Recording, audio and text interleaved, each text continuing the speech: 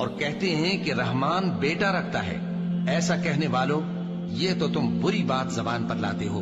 قریب ہے کہ اس جھوٹ سے آسمان پھٹ پڑے اور زمین شق ہو جائے اور پہاڑ پارا پارا ہو کر گر پڑے کہ انہوں نے رحمان کے لیے بیٹا تجویز کیا، اور رحمان کو شایع نہیں کہ کسی کو بیٹا بنائے۔ ہر شخص جو آسمانوں اور زمین میں ہے رحمان کے روبرو بطور بندہ ہی آئے گا۔ اس نے ان سب کو اپنے علم سے گھیر رکھا اور ایک ایک کو شمار کر رکھا ہے، اور یہ سب قیامت کے دن اس کے سامنے اکیلے اکیلے حاضر ہو۔ اور کہتے ہیں کہ رحمان بیٹا رکھتا ہے۔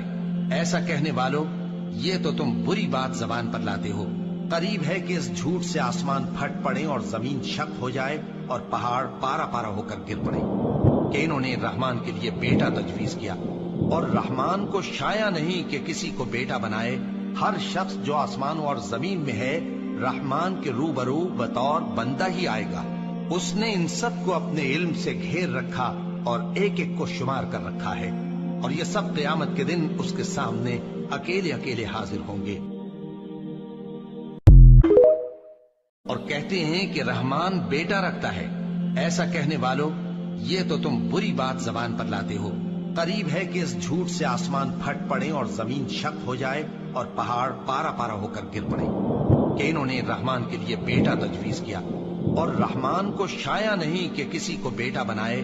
ہر شخص جو آسمانوں اور زمین میں ہے رحمان کے روبرو بطور بندہ ہی آئے گا۔